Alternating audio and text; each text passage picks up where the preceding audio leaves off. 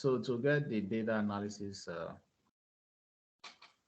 tool pack, right, or the menu, just go to your options, go to add-ins, go to manage Excel add-ins, click on go, and then check analysis tool pack, and then get click on OK.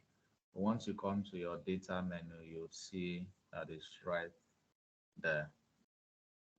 So for this particular data set, let's look at installment column.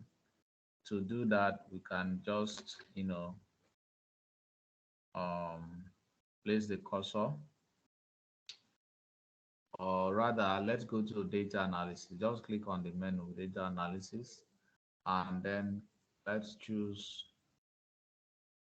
You can see there are different tools of data analysis there, rank and percentile, all of them making life easier for you. But for now, we want to look at descriptive statistics. So click on descriptive statistics and click on OK.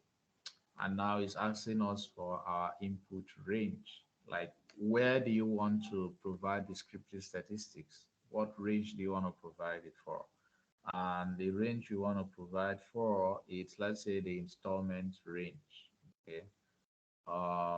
Is it the installment range, or is it going to make sense? Anyway, this is just an example, right? So the installment range, we just, because we don't want to come all the way and click down, just put your cursor here and then press Control and Shift together and press your down arrow key, and it will highlight everything under the installment column.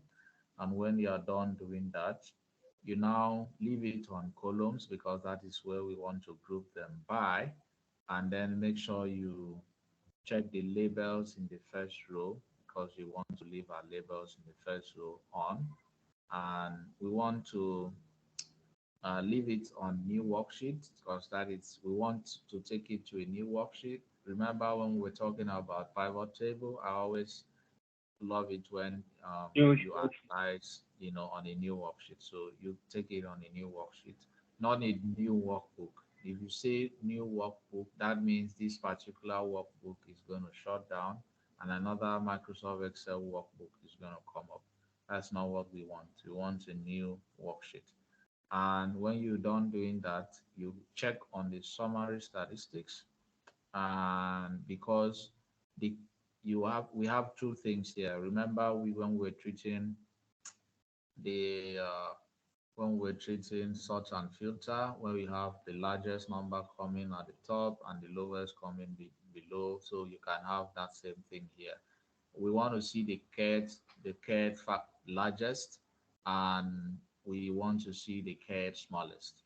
So already in that particular range, which have already been highlighted, Excel have automatically, inserted the cat largest, which is 1. It wants to show you only one of the largest numbers there, and it also wants to show you one of the smallest numbers. But we want to change this to 2, because we want to see 2 and 2 of the largest and 2 of the smallest.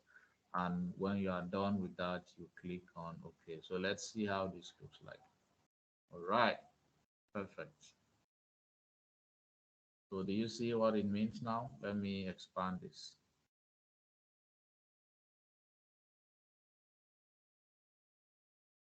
So what it did is that it gave us the mean, median. You remember all those things, right? We were taught back then. Mode, there's no mode for this. The standard deviation, the simple variance, the kurtosis, the skewness, the range, the maximum number, the minimum number, the total sum, the count, the largest, which is 2. Remember, we're talking about 2, and then the smallest. Okay, Yeah. so that is as simple as that. With this, you don't need to use any formula for anything.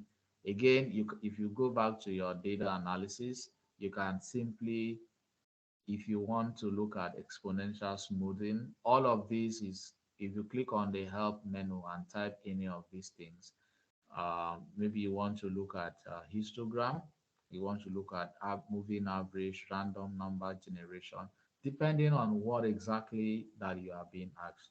All you need to do is just come to this particular menu and highlight the particular column. For instance, you may be asked to find out uh, the the count of the number of students that are in your department.